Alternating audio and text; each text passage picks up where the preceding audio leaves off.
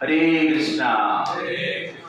तो हरे कृष्णा समस्त भक्तों को हम हार्दिक स्वागत करते हैं आज का हमारा गीता क्लास में। तो हम श्रीमद् भगवद गीता चैप्टर 5 कर्म योग डिस्कशन कर रहे हैं, एक्शन इन कृष्णा कॉन्शियसनेस। तो ये सेक्शन को हम 3 हेडिंग में डिस्कशन करेंगे। Action greater than renunciation, verse number 1 to 7, art of living verse number 8 to 70, absolute position verse number 18 to 29। तो लास्ट सेक्शन में हमने एक्शन ग्रेटर देन रिनंसिएशन ये कंप्लीट किए थे। आज हम देखेंगे आर्ट ऑफ लिविंग। थोड़ा हम रिकैप कर लेंगे। Action greater than renunciation verse number 1 to 7।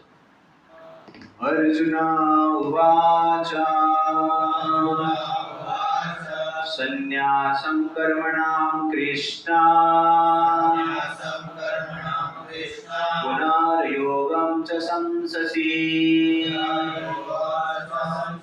यश्रेयः एतयोरेकं तन्मे ब्रूहि सुनिश्चितम्। Arjuna said, "O Krishna, first of all you asked me to renounce work, and then again you recommended work with a devotion. Now will you kindly tell me definitely which of the two is more beneficial?" Arjun यहाँ पर प्रश्न पूछ रहा है, कर्मयोग श्रेष्ठ है या कर्म त्याग श्रेष्ठ है? संन्यास लेना श्रेष्ठ है या भक्ति करना श्रेष्ठ है? ये प्रश्न अर्जुन पूछ रहा है। तो उसका उत्तर में भगवान कहते हैं वर्ष नंबर 5.2, श्री भगवान उवाच संन्यासः कर्मयोगश्च निःश्रेयसकरो भवो तयोस्तु कर्म संन्यासात् कर्मयोगो विशिष्यते। The person of Godhead replied, the renunciation of work and work in devotion are both good for liberation, but of the two, work in devotional service is better than renunciation of work. तो भगवान उत्तर में कहते हैं संन्यास और कर्मयोग दोनों श्रेष्ठ हैं, लेकिन दोनों में से कर्मयोग श्रेष्ठ है। इस प्रकार कहते हैं तयोस्तु कर्म संन्यासात् कर्मयोग विशिष्ट। संन्यास लेने से या कर्म को त्याग करने से अच्छा है कर्मयोग कर। Which is better? Which is best? कर्मयोग is best. ज्ञेयस नित्य सन्यासी यो न द्वेष्टि न काङ्क्षति निर्द्वन्द्व हि महाबाहो सुखं बन्धात् प्रमुच्यते। One who neither hates nor desires the fruits of his activities is known to be always renounced. Such a person, free from all dualities, easily overcome material bondage and is completely liberated. O mighty armed Arjuna. तो भगवान यहाँ पर कहते हैं who is सन्यासी? ज्ञेयस नित्य सन्यासी, 24 our वो व्यक्ति सन्यासी है। वो न द्वेष्टि न काङ्क्षति, जो ईर्ष्या नहीं करता है और कर्म का फल के प्रति अटैच नहीं रहता है, हैंकरिंग नहीं करता है। निर्द्वंद ही महाबाहो, निर्द्वंद है, संसार का जो द्वंद है, सुख दुख है, मान अपमान है, उससे ऊपर रहता है। ऐसे व्यक्ति क्या है? वास्तव में सन्यासी और अति साहस से सुख से संसार को तर जाता है। सांख्य योगो पृथक् बालः प्रबोधन्ते न पंडितः एकमापि आस्थितः सम्यक् विन्दते फलम्. Only the ignorant speak of devotional service, karma yoga, as being different from the analytical study of the material world, Sankhya. Those who are actually learned say that he who applies himself well to one of these paths achieves the results of both. सांख्य योग पृथक वाला प्रबोधन्ति न पंडित. जो पंडित व्यक्ति नहीं, बुद्धिमान नहीं है, वो व्यक्ति जनरली कहते हैं सांख्य योग और कर्म योग. कर्म संन्यास और कर्म करना ये दोनों अलग है. बट बुद्धिमान व्यक्ति जानते हैं कि दोनों में से कोई भी एक को कोई फॉलो करता है तो निश्चित रूप से हाईएस्ट परफेक्शन मिलता है. बट कर्म योग इज बेस्ट. ये भगवान यहाँ पर बताते, पहले ही बता दिए. यत् सांख्यै प्राप्यते स्थानम् तद् योगै अपि गम्यते. एकं सांख्यं च योगं च यः पश्यति स पश्यति. One who knows that the position reached by means of analytical study can also be attained by devotional service, and who therefore sees analytical study and devotional service to be on the same level, sees things as they are. तो सांख्य योग और कर्म योग दोनों same destination देते हैं. इसलिए जो व्यक्ति दोनों को एक भाव से देखता है वो व्यक्ति वास्तव में पंडित है और ठीक ठाक जानता है, देख पाता है. संन्यासः तु महाबाहो संन्यासः तु महाबाहो दुःखमाप्तुम् अयोगतः योगयुक्तो मुनिर्ब्रह्मा न चीरेण अधिगच्छति. तो अर्जुन पूछेगा आप दोनों बोलते हो सेम, दोनों का डेस्टिनेशन भी सेम, दोनों को एक प्रकार से जो देखता है वो व्यक्ति पंडित है, फिर भी आप बोलते हो कि कर्मयोगा श्रेष्ठ. क्यों? This is the answer. Merely renouncing all activities yet not engaging in the devotional service of the Lord cannot make one happy. But a thoughtful person engaged in devotional service can achieve the supreme without delay. Sannyasa to महाबाहो दुःखम आप्तुम अयोगतः. जो व्यक्ति संन्यास लेता है उसके लिए क्या है? पथ दुखदायक. लेकिन कर्मयोग जो करते हैं वो पथ क्या है? सुखदायक है, इजी भी है. उसके साथ साथ क्या है? योग युक्त मुनिर ब्रह्म नचिरेण अधिगच्छति. कर्मयोग करता है, भक्ति योग करता है, अति शीघ्र भगवान को प्राप्त करता है. तो शीघ्र भी प्राप्त होता है और इजी भी है कर्मयोग से. इसलिए कर्मयोग क्या है? कर्म संन्यास से श्रेष्ठ.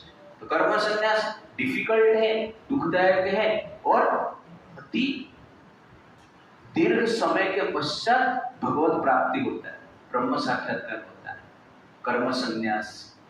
इसलिए कर्मयोग क्या है? श्रेष्ठ. क्यों? इजी भी है और जल्दी रिजल्ट भी मिलता है. योगयुक्त विशुद्धात्मा योगयुक्त विशुद्धात्मा विजितात्मा जितेन्द्रियः सर्वभूतात्मा भूतात्मा कुर्वन्नपि न लिप्यते. तो कोई पूछेगा कर्म करेंगे तो बंधन में आ जाएंगे. तो भगवान कहते हैं बंधन में व्यक्ति नहीं आता है, कर्मयोग ठीक भाव से करता है. तो क्या है वो भाव? One who walks in devotion, who is pure soul, who controls his mind and senses, is dear to everyone and everyone is dear to him. Though always working, such a man never be entangled. योग युक्त विशुद्धात्मा, तो कर्म योग करते हैं तो जीवात्मा शुद्ध हो जाता है। क्यों? क्योंकि वो डिटैच रहता है, द्वंद्व से परे रहता है। विजिता आत्मा जितेंद्रिय, वो जनरली क्या है, सेंसेस को कंट्रोल करता है। सर्वभूतात्मा भूतात्मा, अन्य जीव को अति प्रिय, अन्य व्यक्ति को अति प्रिय, इसको ईर्ष्या नहीं करता है, उसको भी कोई ईर्ष्या नहीं करता। इसलिए वो व्यक्ति क्या है, कुर्वन् अपि न लिप्यते, कार्य करता है लेकिन बंधन में नहीं आता है। उसका कार्य ही उसका उद्धार का कारण बन जाता है। तो वर्ष नंबर 1 से लेकर 7 तक भगवान ने एस्टैब्लिश किए कि कर्मयोग क्या है, श्रेष्ठ है, भक्ति योग श्रेष्ठ है। तो कर्मयोग उसको कहते हैं जिसका गोल ब्रह्म में लीन होना है। पर कर्म कृष्ण के लिए जो करते हैं, पर जिसका गोल मुक्ति के पश्चात कृष्ण लोक में जाके कृष्ण का सेवा करना है, उस कर्म को हम क्या कहते हैं, भक्ति के लिए, और कुछ डिफरेंस नहीं। तो कर्म योग में एक स्वार्थ रहता है, मुझे ब्रह्म में लीन होना है, और भक्ति योग में स्वार्थ नहीं, मुझे कृष्ण का सेवा करना है इसी संसार में और नेक्स्ट लाइफ में, कोई प्रॉब्लम नहीं। उसको क्या कहते हैं, भक्ति योग कहते हैं। ये दोनों में कर्म करते हैं निस्वार्थ पर भाव से, और इस प्रकार हम कार्य करते हैं तो बंधन में नहीं आते। इसलिए कर्म योग और भक्ति योग कर्म संन्यास से क्या है, श्रेष्ठ है। ये फर्स्ट सेक्शन हमने डिस्कशन किया था, 2 सेशन डिटेल्स उसमें वर्णन किया है।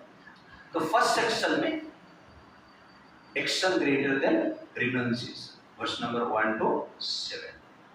तो अर्जुन क्वेश्चन पूछता है, which is better, renunciation better है या कृष्ण कॉन्शियस एक्शन बेटर है, डिवोशनल सर्विस बेटर, कर्मयोग बेटर है? तो भगवान इस दोनों को एक्सप्लेन करते हैं, बताते हैं। रिनंसिएशन का गोल क्या है, लिबरेशन, वर्ष नंबर 2, 4, 5 में बताते हैं। और ये बेटर नहीं है, नॉट बेटर। क्यों? क्योंकि ये इजी नहीं है और पेनफुल नहीं, सहज भी नहीं है और कष्टदायक है ये पथ, इसलिए बेटर नहीं। डेस्टिनेशन मिलता है लेकिन कठिन पथ है और सहज नहीं, इसलिए भगवान क्या बोलते हैं, ये बेटर नहीं। बेटर क्या है, कर्मयोग बेटर है। क्यों? ये भी लिबरेशन देता है, लेकिन बेटर इसलिए है कि इजी है। जो कर्मयोग को फॉलो करता है वो नित्य सन्यासी, इस संसार में ही लिबरेटेड है, बाद में मुक्ति होगा अलग बात है, लेकिन संसार में मुक्त जैसे वो जीता है, आनंददायक है, आनंदित रहता है, ब्लिसफुल, क्विक रिजल्ट मिलता है, easy to purify intelligence, mind and senses, अति सहज से बुद्धि, इंद्रिया और मन शुद्ध होता है, और वो व्यक्ति सबके लिए प्रिय है, dear to all and all dear to him, इसलिए कर्मयोग क्या है, बेटर है। Second section, art of living, verse number 8 to 17। तो कर्मयोग हमें कैसे करना है, जो कर्मयोगी है, भक्ति योगी है, उसका मेंटालिटी कैसे रहता है, वो संसार का प्रति उसका दृष्टिकोण कैसा है, उसका भाव कैसा है, चेतना कैसा है, जिसके कारण वो शांत रहता है। संसार में आप देखेंगे सुख दुख बाहर नहीं, सुख दुख भीतर है। आपका चेतना क्या है, आपका अंडरस्टैंडिंग क्या है, उसके अनुसार आपको क्या मिलता है, सुख मिलता है, आपको दुख मिलता है। तो जैसे कि एक स्टोरी मैंने पहले बताया है, फिर भी बताया कि एक बिजनेसमैन था और वो बिजनेस कर रहा था, उसका इच्छा था कि मुझे 10 लाख प्रॉफिट हो, पर बिजनेस करते जा रहा है, कुछ प्रॉफिट उसको हुआ है। एक दिन के साथ में उनके घर पे आए, देख रहा है जो बिजनेसमैन था वो दुखी था, और उनका जो वाइफ थे सुखी थे, हंस रहे थे, आनंदित। तो साधु ने बिजनेसमैन को पूछा, आप इतना दुखी क्यों दिख रहे हो? ना, मेरा बिजनेस में लॉस हो गया। वाइफ को पूछा, आप इतना सुखी क्यों दिख रहे हो? क्योंकि हमारा बिजनेस में प्रॉफिट हुआ। तो साधु कंफ्यूज हो गए, ये बोल रहे लॉस हो गया, आप बोल रहे प्रॉफिट हो गया, कारण क्या है? तो दुखी दिख रहे ना। एग्जैक्टली क्या है, मेरे जो पति है ना, ये इन्वेस्टमेंट करने से पहले विचार किए थे कि मुझे 10 लाख प्रॉफिट हो, लेकिन उनको 10 लाख प्रॉफिट नहीं हुआ, 5 लाख ही हुआ। इसलिए वो सोच रहे हैं कि 5 लाख लॉस हो गया मेरा, इसीलिए दुखी। लेकिन मैं सोच रहा हूँ 5 लाख प्रॉफिट हुआ, 10 लाख के बदले में 5 लाख प्रॉफिट हुआ ना, लेकिन उनको लग रहा है 5 लाख लॉस हो गया, इसलिए दुखी।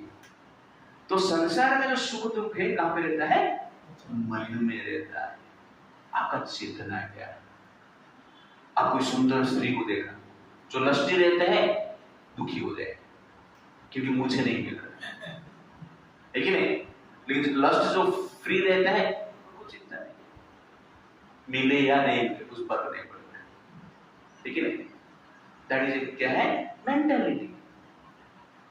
जो ग्रीडी रहते हैं, लोभी रहते हैं, कहां पर संपत्ति, धन संपत्ति देखते हैं तो उनको लगता है कि मुझे मिलना चाहिए। लेकिन जो लोगों से परे हैं, अपना धन संपत्ति दान देके वो संसार को छोड़ देते। मेंटालिटी और कुछ नहीं। जिसके हृदय में ईर्ष्या रहता है, अन्य का प्रगति देखकर दुखी हो जाता है। लेकिन जो ईर्ष्या से परे है, अन्य का प्रगति देखकर सुखी होते हैं। वो पखाल खाता रहे लेकिन बाकी पनीर खा रहा है, अच्छा वो खा रहा है इसलिए उसको सुख है। क्यों? एनिमियसनेस नहीं। संसार में जो सुख दुख क्या है? मेंटालिटी। कोई इस्कन में आता है, प्रसाद मिल गया वो खुश, बाकी कुछ मिले या नहीं मिले, क्यों? प्रसाद के प्रति बैठे। और कोई कोई रहते हैं पूरा कंट्रोल उनको चाहिए, उसमें ही सुखी मिले, सुख मिलेगा। वो कंट्रोल चला जाएगा तो सुख नहीं हो सकता। क्यों? मेंटालिटी। तो इसलिए आपका सुख, आपका दुख, आपका मेंटालिटी है। तो सुख का वास्तव में मेंटालिटी क्या है? साधु का वास्तव में चेतना क्या है? उसका दृष्टिकोण क्या है? जिस दृष्टिकोण के कारण साधु शांत रहता है, सुखी रहता है, द्वंद्व से परे रहता है। वर्ष नंबर 8 to 17 में भगवान बताएंगे साधु का दृष्टिकोण। तो वेरी वेरी इंपॉर्टेंट। एक बार दृष्टिकोण हमें पता चल जाएगा तो हम अपना दृष्टिकोण बदले, चेंज करेंगे और चेंज करने का प्रयास करेंगे जिससे कि हम भी शांत रहें। इसलिए मैं इस सेक्शन को नाम क्या दिया? Art of living. इस प्रकार जीना चाहिए, जीने की कला है। आर्ट ऑफ लिविंग बहुत टॉपिक आप सुने रहेंगे, लेकिन वास्तव में वर्ष नंबर 8 to 17 जो है आर्ट ऑफ लिविंग कैसा है, विल डिस्कस नाउ। वर्ष नंबर 8 to 9। न एव किंचित करोमीति युक्त मन्यते तत्त्ववित् पश्यन् शृण्वन् स्पर्शन् जिघ्रन् अश्नन् गच्छन् श्वसन् श्वसन् प्रलापन् विसृजन् घ्रूणन् उन्मेषन् निमेषन् अपि इंद्रियाणि त्र्यर्थेषु वर्तन्त इति धारयन्। A person in the divine consciousness, although engaged in seeing, hearing, touching, smelling, eating, moving about, sleeping, breathing, always knows within himself that he actually does not nothing at all. Because while speaking, evaporating, receiving, opening or closing his eyes, he always knows that only the material senses are engaged with their objects and that he is aloof from them. ये है understanding साधन का। क्या है understanding? नाएव किंचित करोमि, वो सोचते हैं मैं कुछ नहीं कर रहा। युक्त मन्यते तत्त्वोपि, जो भक्ति योग कर रहे हैं, कर्म योग कर रहे हैं, इस प्रकार विचार करते हैं, जो वास्तव में तत्व को, सत्य को जानते हैं।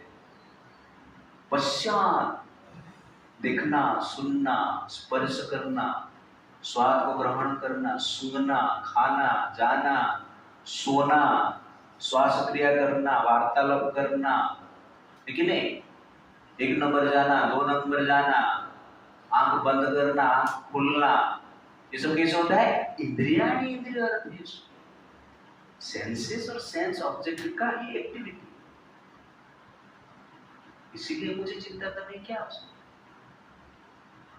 तो ये सब सेंसेस है और सेंस ऑब्जेक्ट सामने आता है, तो सेंस और सेंस ऑब्जेक्ट का इंटरेक्शन है। आत्मा कुछ नहीं करता। सिंपल एग्जांपल, एक साइड में आयरन है और एक साइड में मैग्नेट है, दोनों परस्पर को अट्रैक्ट करते हैं। इसमें आत्मा का क्या लेना देना? आत्मा कुछ करता है? उधर मैग्नेट था, उधर आयरन था, अट्रैक्ट। आप मैग्नेट लेके घूम रहे हैं और 2 किलोमीटर जा देख रहे हैं कि मैग्नेट में चारों ओर लोहा लगा है। आपने कुछ किया? रास्ते में लोहा तो लग गया उसमें राइट ना? लेकिन आप लोग ने अट्रैक्ट करके लगा दिए, आपने कुछ नहीं किया। ये नेचुरल है, मैग्नेट लोहे को अट्रैक्ट। वैसे ही सब कुछ नेचुरल। मैं कॉलेज जा रहा था, वो आ रही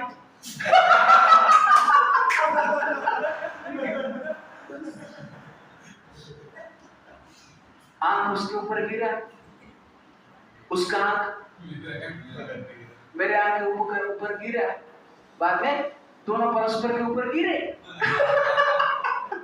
इसमें मेरा क्या प्रॉब्लम? इंद्रिय वस्तु का ये नाटक। जो ये समझ जाता है तो संसार में टेंशन में नहीं आता। वो जानता है कि मैं कुछ नहीं कर रहा। कोई कहता है कि मैं पनीर खा रहा हूं, तुम नहीं खा रहा है। पनीर सेंस ऑब्जेक्ट और जीवा सेंस। जीवा ने पनीर को देखा और देखने के बाद हाथ ने सोचा मैं क्या करूं, हाथ ने उठाया, जीवा में डाला, पेट में गया, मैंने कुछ नहीं किया। चुंबक और लोहा के बीच में ये इंटरेक्शन है। हर कार्य इससे होता है। आत्मा कुछ नहीं करता है। इसे लोहा चुंबक को जब अट्रैक्ट करता है, आत्मा कुछ नहीं करता है। आप कुछ नहीं करते हो। संसार में जो भी सेंसुअल एक्टिविटीज होता है, सेंस और सेंस ऑब्जेक्ट का जो इंटरेक्शन है, वो आप नहीं करते हो। कैसे होता है? इस शरीर, ये इंद्रिया और इंद्रिय वस्तु का एक इंटरेक्शन है। ये आप जान लेते हो तो आप शांत रहते हो। तो अभी क्या करना है? प्रभु जी वो आ रही थी, मैं जा रहा। आपने तो बोला ये तो सेंस और सेंस ऑब्जेक्ट का खेल है और परस्पर के ऊपर हम गिर गए, तो मेरा दोष क्या है? तुम्हारा दोष भी थोड़ा चुंबक को लोहे से दूर रखना, इतना तो काम कर सकता है ना। ये आप कर सकते हो। आपके हाथ में क्या है? चुंबक है, मैग्नेट है, चारों ओर लोहा है। तुम ऐसे दिखा के मत जाना, है कि नहीं?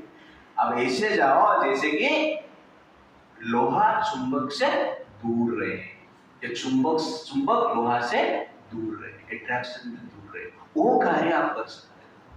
लोहे के ऊपर थोड़ा क्या बोलते हैं, थैली लगाओ, कपड़ा लगाओ, पॉकेट में रखो।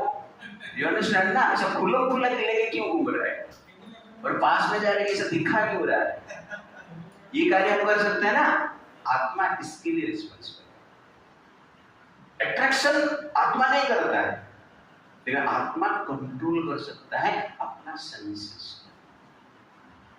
आंख तो जाएगा देखने के, लेकिन देखना नहीं देखना डिसाइड कौन करेगा? जीवात्मा करेगा। खाना नहीं खाना डिसाइड कौन करेगा? जीवात्मा। चोरी करना नहीं करना डिसाइड कौन करेगा?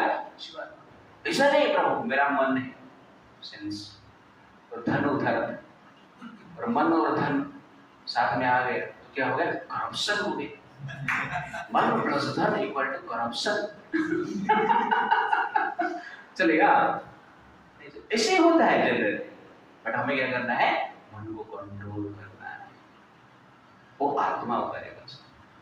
बट जो एक्टिविटीज होता है ये सेंस और सेंस ऑब्जेक्ट करते हैं। बाहर सेंस ऑब्जेक्ट है, आपके भीतर सेंसेस है, उनका क्या है? इंटरेक्शन है। इसलिए बुद्धिमान व्यक्ति तत्त्वविद युक्त मन्यते तत्त्वविद, उसको कहते हैं बुद्धि। वो व्यक्ति शांत, मान लो हो गया तो भी शांत हो गया। अब हो गया क्या? यू अंडरस्टैंड ना? रो के कुछ फायदा नहीं, क्योंकि मैंने तो कुछ किया। आंख और सेंस ऑब्जेक्ट का काम, इसलिए मैं डिस्टर्ब नहीं होता, नेक्स्ट टाइम से थोड़ा कंट्रोल करता हूं। ऐसे साधु सोचते हैं, ऐसे साधु सोच कर क्या रहते हैं? फ्रस्ट्रेशन में नहीं रहते और कंट्रोल करते करते पूरा कंट्रोल करते हैं और इंद्रियों को प्यूरिफाई कर लेते हैं। बात तो कहने का अर्थ है कि हम माइंड और सेंसेस को कंट्रोल कर पाएंगे, माइंड और सेंसेस को सेंस ऑब्जेक्ट से दूर रख पाएंगे, अट्रैक्शन से भी बच पाएंगे। लेकिन आपको क्या करना पड़ेगा? आपका मैग्नेट को कंट्रोल करके रखना पड़ेगा, कवर करके रखना पड़ेगा, हार्ड लेयर देना पड़ेगा। You understand the point? तो हार्ड लेयर को ही नॉलेज कहते हैं, वो हार्ड लेयर को ही साधना कहते हैं। तो हार्ड लेयर जो लगता है तो हम अपने आप को कंट्रोल कर पाते हैं। अभी हमारा हार्ड लेयर नहीं, ओपन है वो, तो पावरफुल मैग्नेट दूर से भी आगे लग जाते हैं, लोग चिपक जाते हैं। आप क्या करोगे? इसलिए नॉलेज की आवश्यकता है, साधना की आवश्यकता है, कृपा की आवश्यकता है। इसलिए साधु शांत रहते हैं, सब कुछ जान लेते हैं। ये सब क्या है? सेंस और सेंस ऑब्जेक्ट का खेल है। तो प्रभुपाद जी एग्जाम्पल देते हैं जनरली। वो कहते हैं कि मेरे गुरु महाराज को कोई पूछेगा कि आपको वहां जाना है, आप वहां आएंगे क्या? तो भक्ति सिद्धांत सरस्वती ठाकुर कह देते हैं कृष्ण की इच्छा होगा तो मैं वहां जा सकता। If Krishna will I will go there.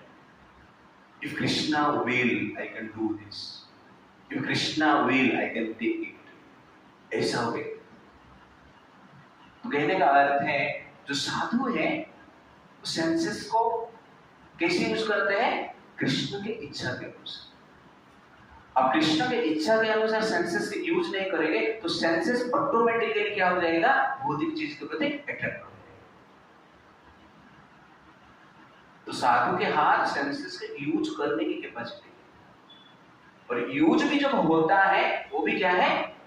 एक सेंस और सेंस ऑब्जेक्ट का अट्रैक्शन ही, लेकिन चॉइस आपके पास है कहां पे यूज करना है, कहां पे यूज नहीं करना है, कौन सा लोहे को अट्रैक्ट करना है और कौन सा लोहे से दूर रहना है। ये दो चॉइस आपके पास है। आप कौन सा सेंस ऑब्जेक्ट को चाहते हो, कौन सा ऑब्जेक्ट को रिजेक्ट करते हो, ये चॉइस जीवात्मा कर सकता है। लेकिन जो एक्टिविटीज हो रहा है लोहे और चुंबक का खेल है, सेंस और सेंस ऑब्जेक्ट का खेल है, ये जानना अत्यंत आवश्यकता है। कभी कभी कोई बोलता है मैं अच्छा कार हूं, लेकिन सिंगिंग कर रहा है और लगता है कि मैं अच्छा गा रहा हूं, अचानक साउंड सिस्टम खराब हो जाएगा, आवाज कैसा आता है? फटार आवाज आएगा ना? अच्छा आवाज आता है? नहीं। क्यों? वही साउंड सिस्टम से ही अच्छा आवाज आ रहा है। कुछ समय के बाद साउंड सिस्टम जो खराब हो जाता है बुरी आवाज आता है। तो अच्छा आवाज कहां से आ रहा है? बुरा आवाज कहां से आ रहा है? तो कौन अच्छा गा रहा है? अब अरे नहीं, साउंड सिस्टम रिस्पॉन्सिबल है अच्छी आवाज के लिए और बुरी आवाज के लिए। इको देगा एक प्रकार की आवाज, बास देगा एक प्रकार की आवाज। सब कुछ सिस्टम के ऊपर डिपेंड करता है। सिस्टम खराब है तो आवाज खराब है, सिस्टम अच्छा है ठीक ठाक रेंज है आवाज भी अच्छा है। वैसे ही जो गला एक साउंड सिस्टम, जिसका ये अच्छा है अच्छा गाता है, जिसका ये खराब है ना कितना भी ट्राई कर, उसका इको ज्यादा है बात ज्यादा है, क्या करेगा? गा पाएगा नहीं। साउंड सिस्टम है ये ओरिजिनल साउंड सिस्टम, इसके बारे में बात कर रहा था, इसके बारे में नहीं। इसीलिए जीवात्मा को फ्रस्ट्रेट होने की जरूरत नहीं। मैं गा नहीं पा रहा हूँ कुछ, मेरा ट्यून होता नहीं, एक ट्यून सोच के आता हूँ तो दूसरा ट्यून निकलता है। गौरंग ब्रो इसे ब्रह्मचारी का एग्जाम्पल देते। एक ब्रह्मचारी के ट्यून को प्रैक्टिस कर करके चौपाटी से निकला और घर तक गया वो ट्यून बोलने के, और व्यास आसन के ऊपर बैठा करताल बजाया और ट्यून क्या निकला है? प्रभुपाद जी का ट्यून, हरे कृष्णा हरे कृष्णा। क्यों? साउंड सिस्टम उसमें जैसे बनाया गया है उसी प्रकार की स्वर आएगा, उसी प्रकार की आवाज आएगा। तो आवाज के लिए, स्वर के लिए सोल रिस्पॉन्सिबल नहीं है, आपका गला बोलते हैं, इसको क्या बोलते हैं? वोकल कॉर्ड जो बोलते हैं, वोकल कॉर्ड जो है वो रिस्पॉन्सिबल है। वो ठीक है क्या? वो अच्छा है क्या? इसके नेचर के अनुसार आपका आवाज होता है। प्रभु जी आपका आवाज बहुत जबरदस्त है, आपका वोकल कॉर्ड ठीक है। कोई प्रभु बोलेगा मेरा आवाज अच्छा है तो फिर प्रॉब्लम, मेरा वोकल कॉर्ड अच्छा है इसलिए आवाज अच्छा है। कभी कभी सिंगर का जिसका वोकल कॉर्ड भी अच्छा है उनका भी कभी कभी आवाज क्या हो जाता है? खटरा हो जाता है, इधर उधर का आवाज आता है। क्यों खराब हो गया? बोलते ना मुझे गला खराब है, आज सिंगिंग नहीं कर सकता। तो हुई रेस्पॉन्सिबल फॉर सिंगिंग, जीवात्मा या बॉडी? बॉडी। क्यों चिंता करना है? That is the point. Body के हिसाब से आवाज आता है, वोकल कॉर्ड के हिसाब से आवाज आता है। हाथी का आवाज अलग, बाघ का आवाज अलग, बकरी का आवाज अलग, गाय का आवाज भी अलग। गाय बोलेगा मुझे हाथी जैसी कुछ आवाज निकालना होगा, वैसे ही मनुष्य समाज, शरीर सबका डिजाइन अलग अलग है, सबका साउंड सिस्टम अलग है, सबका ब्रेन का सिस्टम अलग है, सबका संस्कार अलग है, डेटा अलग है, सबका नेचर अलग है। बट आत्मा के लिए नेचर नहीं। You understand the point? इसीलिए साधु जानते हैं कि इंद्रिय और इंद्रिय वस्तु का ये खेल है, इसलिए यहाँ पर कुछ उतार चढ़ाव होता है, ज्यादा टेंशन लेने की आवश्यकता नहीं है। फ्रस्ट्रेशन में जाना नहीं है कि प्रभु जी मैं अच्छा नहीं गा पा रहा, प्रभु जी मैं अच्छा नहीं बोल पा रहा। मैं गौरव प्रभु एक बार पूछा, प्रभु जी आप इतना अच्छे लेक्चर कैसे देते, इतना इंटेलेक्चुअल लेक्चर कैसे देते, आपका विचार थॉट हमसे अलग है, थोड़ा हटके ही बोलते हो आप, ऐसा क्यों? तो गौरव प्रभु बोले ये पास्ट लाइफ है, पास्ट लाइफ का कर्म का प्रभाव से ऐसे बोल रहा, डायरेक्ट ऐसे बोल, that is Sadhana. You understand ना? इसलिए हमें टेंशन लेने की जरूरत नहीं है, सबका नेचर अलग है, तो सिस्टम अलग है, और सिस्टम के अनुसार आपका नेचर बनता है, आवाज बनता है। तो ये जो सिस्टम है कर्म को लेकर डिफरेंट एप्लीकेशन अपलोड हुआ है, यहाँ पर इंस्टॉल हुआ है डिफरेंट एप्लीकेशन, उसके अनुसार हमारा नेचर होता है। इसकी टेंशन मत, मैं ये नहीं कर पा रहा, वो नहीं कर पा रहा, ये टेंशन का कारण होता है ना, ये कर पा रहा मैं नहीं कर पा रहा। इसके लिए लोग फ्रस्ट्रेशन में जाते हैं, डिप्रेशन में जाते हैं, इसका नेचर ऐसा क्यों है, क्यों नहीं मानता, क्यों नहीं सुनता है, ऐसा होना चाहिए। समाधान करने का प्रयास कीजिए, नहीं हो रहा है तो सिस्टम है रे, साउंड सिस्टम खराब ही हो गया, चेंज करो उसको। उसको ऐसा घुमाते रहोगे तो कुछ होगा क्या? तो ये साधु जानते हैं इंद्रियों और इंद्रिय वस्तु का खेल है, सेंस और सेंस ऑब्जेक्ट का खेल है। इसके साथ लोग क्या रहते हैं, कोई भी परिस्थिति में शांत रहते हैं। आटोकली नहीं ना, इस प्रकार भाव से हो। शादी किया, खट्टर गाड़ी में गाड़ी से क्या निकलता है? गाली ही निकलता है। क्यों? गाली का आप इंस्टॉल हुआ है उसमें, तो गाली निकलेगा ना, भजन थोड़ी निकलेगा। तो कुछ नहीं कर सकते आप क्या करना पड़ेगा? बैठ के सुनना। तो सबका नहीं चल रहा है, अपना अपना एप्लीकेशन के अनुसार जीवन में वो अप्लाई करते हैं। आपको क्या करना है? सुन करना है, क्यों? वो गाइड में आपने बैठे हैं, उसका नेचर के अनुसार आपको अनुभव आएगा, एक्सपीरियंस आएगा, आप कुछ नहीं कर सकते। तो आप कार में बैठे हो तो कार का अनुभव आएगा। कार में बैठ कर प्लेन जैसे क्यों नहीं चल रहा है? किस प्लेन में बैठो, आप लोग ये शिप जैसे क्यों नहीं चल रहा है? अरे प्लेन है, उसमें बैठे आप, उसका अनुभव मिलेगा। तो संसार में कोई कार है, कोई प्लेन है, कोई बाइक है, कोई साइकिल है, तो सबका नेचर अलग अलग, उसके अनुसार आपको एक्सपीरियंस मिलेगा। इसलिए साधु लोग ये सब जानते हैं, ये सब इंद्रिय वस्तु का खेल है, इसलिए कभी भी विचलित नहीं। इसका कारण ये और ये जो क्लैरिटी जिसको हो जाता है, संसार में व्यक्ति शांत, तो आगे बढ़ते हैं। बलदेव विद्याभूषण जी कहते हैं, वो कहते हैं यहाँ पर ज्ञानेंद्रिय, कर्मेंद्रिय, प्राण और अंतःकरण, ये चार चीज का वर्णन हुआ है। तो ज्ञानेंद्रिय का कार्य यहाँ पर वर्णन हुआ है, आंख, कान, नाक, त्वचा और जीवा।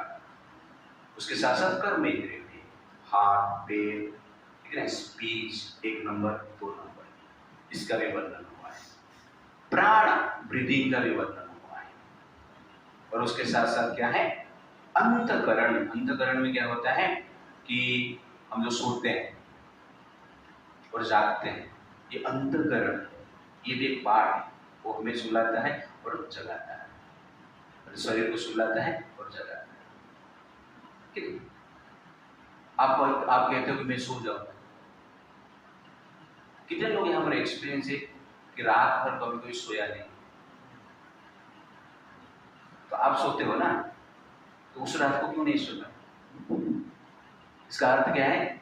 आप सोते नहीं, आपको कोई सुलाता है, शरीर को कोई सुलाता है और शरीर को कोई जगाता है। ये सब सिस्टम का काम और कुछ नहीं।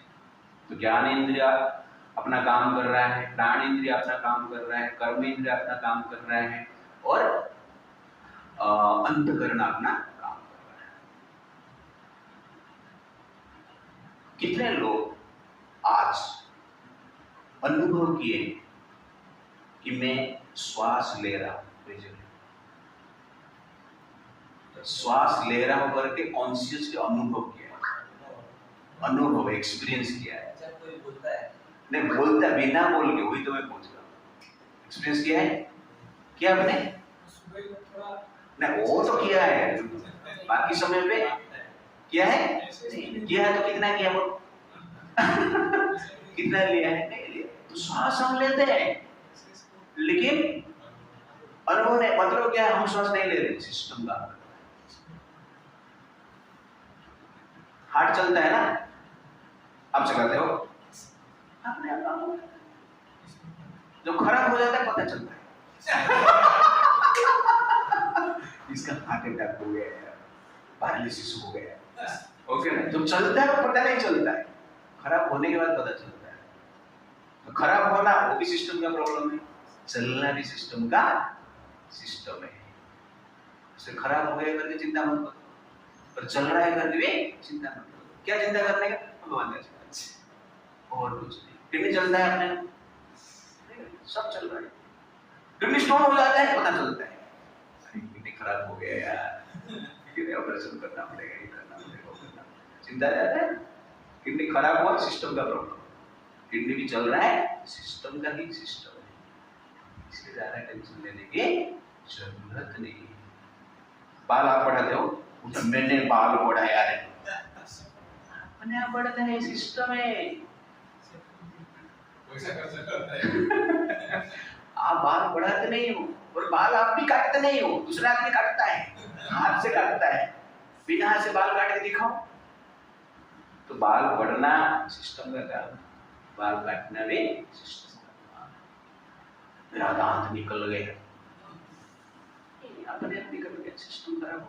बच्चे का दांत निकलता है एक बार, तो कैसे निकलता है? बच्चा निकलता है, नहीं सिस्टम है। और दांत आना मेरा आ गया, आपने आने के लिए कुछ किया, अपने आप सिस्टम। डाइजेशन आप करते हो, अपने आप होता है। जो खाना में आप नहीं खाते हो, सिस्टम ही खाता है। तो जो ये चीज समझ जाता है, ये साइंस को, वो व्यक्ति क्या है, शांत रहता है। This is called art of living. तो ये सोचकर व्यक्ति एक्टिविटी तो करता है, इंद्रिय और इंद्रिय वस्तु का इंटरेक्शन है, ये खेल है, सेंस और सेंस ऑफ द, ये जानता है। फिर भी जो साधु है वो कर्म करते हैं। ऐसा नहीं चुंबक को लेके घर पे सो गए और लोहा के लग गए, नहीं, तो चुंबक का यूज भी करते हैं, संसार में घूमते हैं, कार्य भी करते हैं, और अच्छे कार्य भी करते हैं। क्या उसको लगना चाहिए, क्या नहीं लगना चाहिए, किसके प्रति अट्रैक्ट होना चाहिए, किसके प्रति अट्रैक्ट नहीं होना चाहिए, वो निर्णय लेके साधु कार्य करता है। इस प्रकार कार्य कैसे करता है, कहने का अर्थ है भक्तियों कैसे करता है, कर्मों कैसे करता है, कृष्ण के हिसाब से कैसे संसार में जीता है, इंस्ट्रक्शन को फॉलो करते हुए कैसे जीता है। That is verse number 10, analogy to understand reaction free action. भगवान ये कर्म के फल से साधु कैसे बंधता है, उसके लिए एक एनालॉजी देते हैं। 5.10 ब्रह्मणे आधाय कर्माणि संगम त्यक्त्वा करोति यः लिप्यते न स पापेन पद्मपत्रमिवाम्भसा। One who performs his duty without attachment, surrendering the results unto the Supreme Lord, is unaffected by sinful action, as the lotus leaf is untouched by water. साधु संत कर्म कैसे करते हैं, भक्त कैसे कर्म करता है।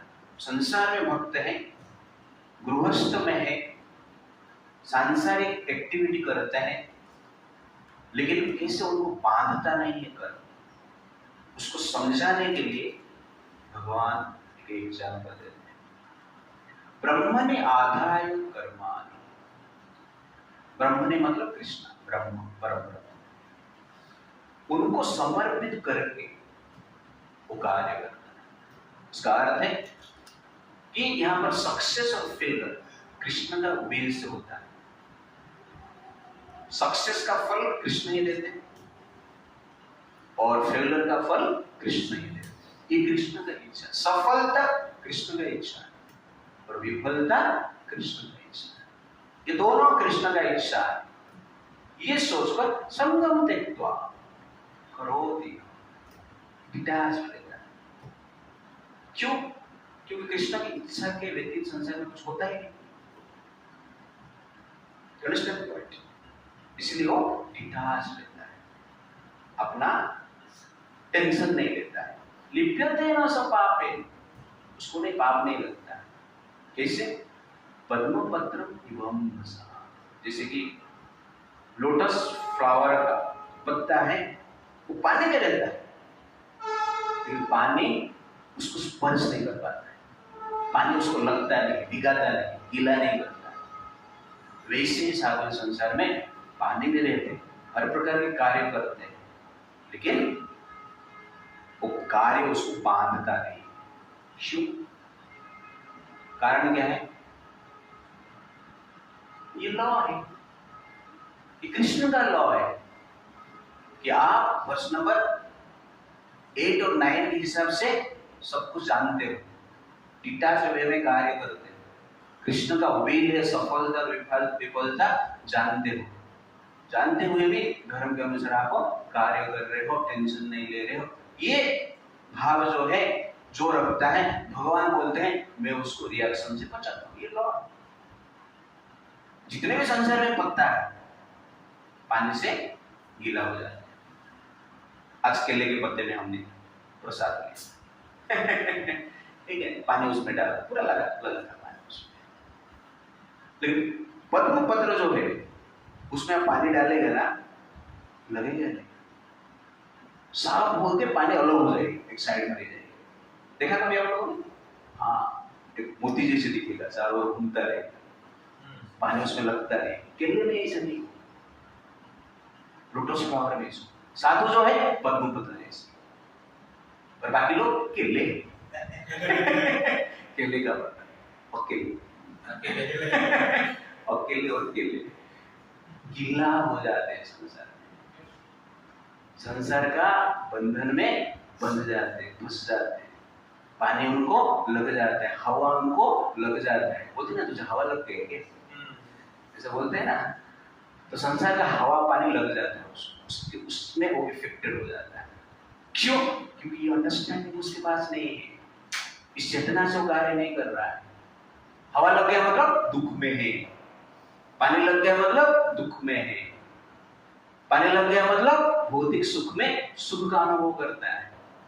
तब भौतिक सुख में आपको मजा आ रहा है, ये भी सब कुछ है, मतलब आप क्या है? पानी में, बंधन में। भौतिक सुख भी आपको टच नहीं कर रहा है, भौतिक दुख भी आपको टच नहीं कर रहा है, मतलब क्या है? आप किसको टच किया ही नहीं, टच से परे। समझ में आ रहा है? इस संसार में सुख दुख से जो विचलित हो जाता है, मतलब क्या है? बंधन में मुक्त आत्मा बनाने को। पद्म पत्र नहीं अकेला है, अकेले इस संसार में सफल हो रहा है। ये भाव को डेवलप करना है, और ये भाव को जो डेवलप करता है उसको सुख दुख टच नहीं कर पाता है, स्पर्श नहीं कर पाता है। और स्पर्श नहीं करेगा तो उसको क्यों टेंशन रहेगी? उसमें जो सुख अनुभव करता है उस सुख को कहते हैं दिव्य सुख, और कुछ। तो प्रभुपाद जी एक बार एक बड़े बिजनेसमैन के घर पे गए। तो प्रभुपाद जी उनके शिष्यों के साथ थे, उनका सत्कार अच्छी तरह से बिजनेसमैन किए और अच्छा प्रसाद भी खिलाए, दक्षिणा भी दिए। जाते टाइम बिजनेसमैन ने प्रणाम किया प्रभुपाद जी। बिजनेसमैन बोलता है उनका वाइफ आप ही प्रणाम, बाद में उनके बेटे को बोलता है आप ही प्रणाम, बहू को बोलते हैं आप ही प्रणाम। इसे 10-12 लोग प्रणाम करते हैं। प्रभुपाद जी बाहर आते हैं, अपना शिष्य लोग को देखकर बोलते हैं देखा आपने, सब लोग मुझे प्रणाम करते हैं, this is my sex life. Prabhupada जी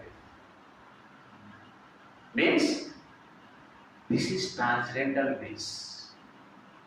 ऐसा नहीं प्रणाम कर रहे हैं करके प्रभुपाद जी का आनंद मिलता है, ऐसा नहीं है।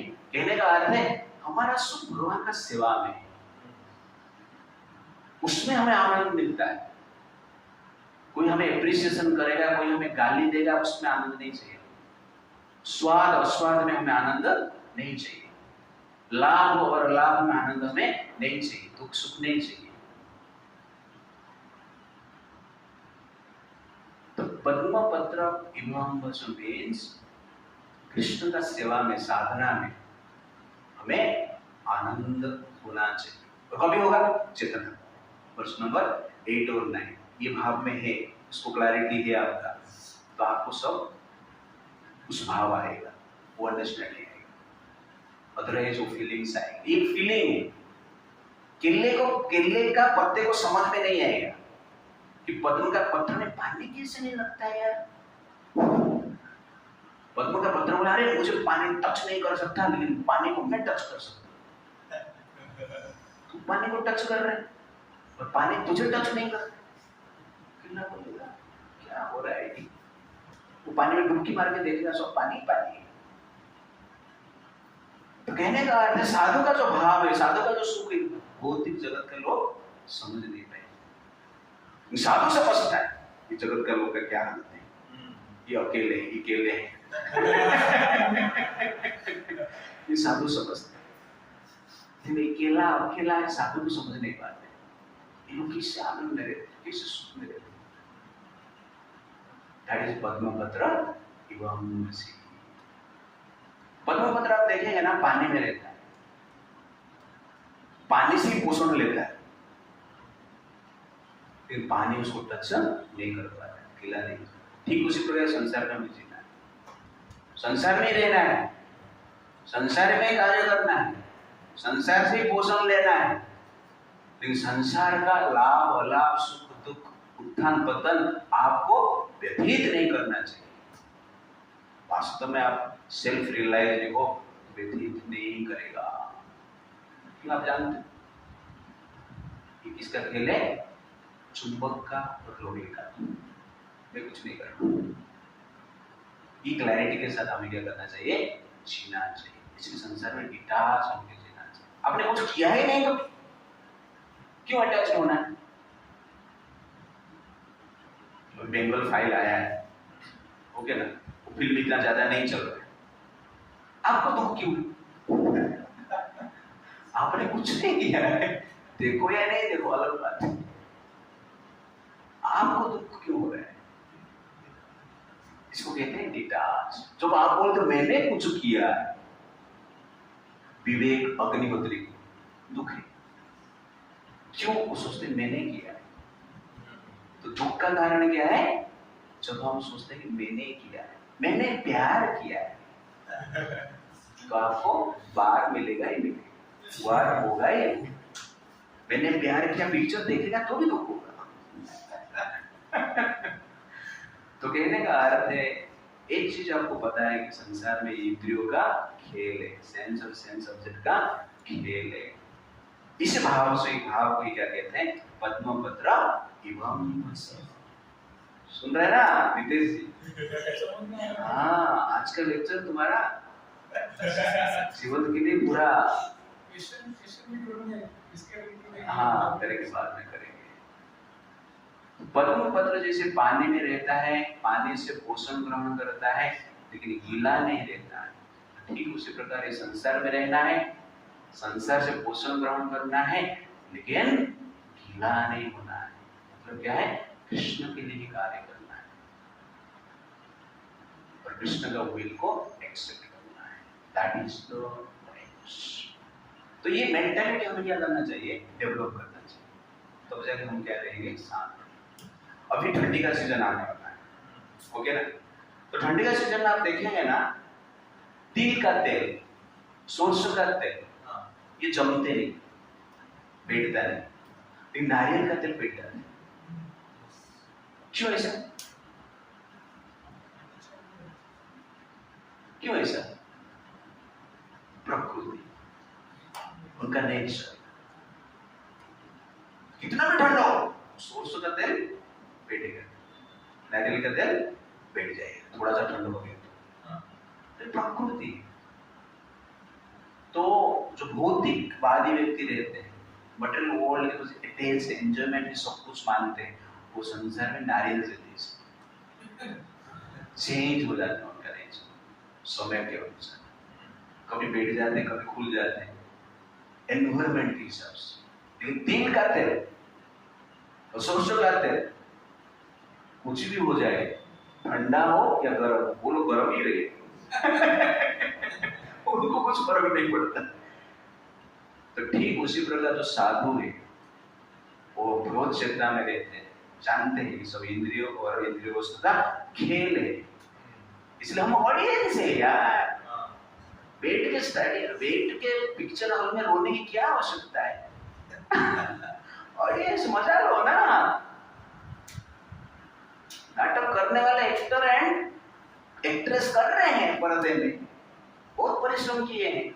हम क्या करना चाहिए? मजा लेना चाहिए। वैसे ही आपको देखना है शरीर को, एक्टिविटीज। हम साक्षी है, हम ऑडियंस है, हम एक्टर नहीं है, हम एक्ट्रेस नहीं है, हम बोल रहे हैं ऑडियंस है, ऑडियंस को मजा लेने का।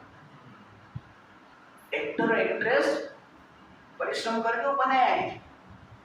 कहने का अर्थ है साक्षी के रूप में संसार में जीना, विटनेस के रूप में जीना, तो संसार में शांत हो और कुछ नहीं। बाल बढ़ रहा है, आप विटनेस हो। दांत निकल गया है, विटनेस है। पेट में दर्द हो रहा है, आप विटनेस है, आपको दर्द नहीं हो रहा है, सिस्टम का प्रॉब्लम है। क्योंकि आप सिस्टम के भीतर है, इसलिए आपको फीलिंग हो रहा है, लेकिन आपको कुछ नहीं हो रहा है। ये सब जब आप सोचोगे तो अब आपका मन शांत रहेगा। सब लोग आपका हाथ में थोड़ा आपका शरीर को ऐसा चिमटो, जोर से अपने आप देखा, तुम अपने आप एक दूसरे को चिमटो थोड़ा चिमटो, थोड़ा पेन होने दीजिए, अपने आप को करो, अपने आप को करो। हाँ, क्या पेन होने दीजिए, ठीक है, छोड़ो। अभी पेन को थोड़ा अनुभव जो हो रहा है, जिसको पेन का अनुभव नहीं हुआ दूसरा अगला करेगा। अनुभव किया आपने, तो मेरा क्वेश्चन है अभी आपको, किसको पेन हो रहा है? आपको हो रहा है? देखो आपको नहीं हो रहा है, आपका पेन इधर ही हो रहा है,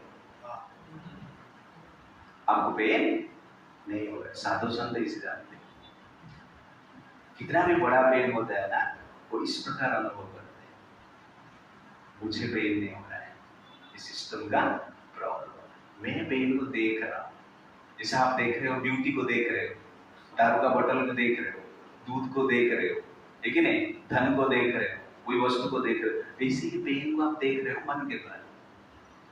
जो ऐसा भावता है, जो ऐसा सोचता है, संसार में क्या है, शांत रहता है। वास्तव में आप देखो पेन इधर ही हो रहा है, अभी भी होता रहेगा, जोर से चिमटा रहेगा तो राइट ना। तो किसको पेन हो रहा है? आपको या हाथ? एक वहां का एक एजिटेशन है और कुछ नहीं, जो कि आप देख रहे हैं, उसको ही अनुभव है, फीलिंग है।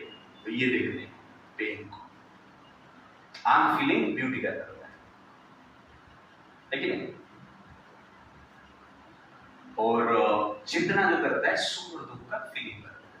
लेकिन ये शरीर का सिस्टम का ही, सुख जो है सिस्टम का ही, जो फीलिंग सिस्टम से आता है, और दुख जो है सिस्टम। पेन हो रहा है उधर हो रहा है, पर उधर कुछ नहीं हो रहा है, नॉर्मल है। मतलब क्या है, वही सिस्टम है रेस्पॉन्सिबल उसके। ये क्लैरिटी जब आपके पास होता है तो संसार में हम चिंतित नहीं होते।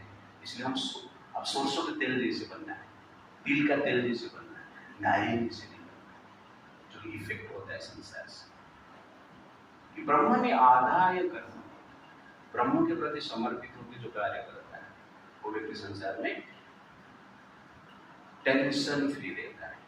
Real meaning of Krishna consciousness, one who knows perfectly well that everything belongs to Krishna, that he is the proprietor of everything, and that therefore everything is to be engaged in the service of the Lord, naturally has nothing to do with the results of his activities, whether virtuous or sinful. सब कुछ भगवान का है, भगवान के लिए use करना है। पाप क्या है, पुण्य क्या है, विचार मत करो। कृष्ण चाहते हैं गर्दन काट, कृष्ण चाहते नहीं है सर झुका। तो ये जान लेता है कभी सर काटना है, कभी सर झुकाना है, लेकिन नहीं, और कभी सर उठाना है। किसके लिए? कृष्ण। कृष्ण के लिए सर झुकाना पड़ा, झुकाए, सर उठाना पड़ा, उठाए, और सर काटना पड़ा, काटे। ये जो जानता है सब कुछ कृष्ण है, कृष्ण के लिए सब कुछ हम कर रहे हैं, सब कुछ कृष्ण का है, कृष्ण के लिए करना है। ये क्लैरिटी के साथ जो जीता है वास्तव में वो कृष्ण कॉन्शियसनेस में। How Krishna consciousness free from sin. तो कृष्ण चेतना आपको पाप से कैसे बचा लेता है? कैसे बचा लेता है? Because Krishna is the giver of a result. पाप का फल वो देते हैं, पुण्य का फल भी वो देते हैं। जब हम सब कुछ कृष्ण के लिए करते हैं, क्या फल देंगे? कुछ नहीं देंगे, अपने आप को दे देंगे। That is good. तो कृष्ण को अलग करके आप पाप करते हो तो पाप का रिएक्शन मिलेगा, दंड, कष्ट। कृष्ण को अलग करके जब आप पुण्य करते हो सुख मिलेगा। लेकिन कृष्ण के लिए जहां पर जो आवश्यकता है पाप और पुण्य को कंसीडर न करते हुए हम करते हैं तो हमें रिएक्शन नहीं मिलता है, सुख नहीं मिलता है, दुख नहीं मिलता है। क्या मिलता है? कृष्ण मिलता है। और उस सुख को क्या बोलते हैं? ब्रह्म सुख बोलते हैं। ब्रह्म मिल गया ना। You understand the point? आजकल के जमाने का एग्जाम्पल है, लेकिन कोई मान लो, वैसा क्रॉस एग्जाम्पल दे रहा हूं, ऐसा उल्टा मत लेना। कोई लेडी मान लो समझाने के लिए, कोई लेडी मान लो बॉस है और बॉस के लिए आप काम कर रहे हो, ओके ना? तो लेडी बोलता है मैं आपको सैलरी नहीं देगा, फिर क्या करो? अपने आप को दे देगा। तो सैलरी का सुख है अलग, लेडी अपने आप को देता है वो भी सुख अलग। You understand the point? So similarly, Krishna.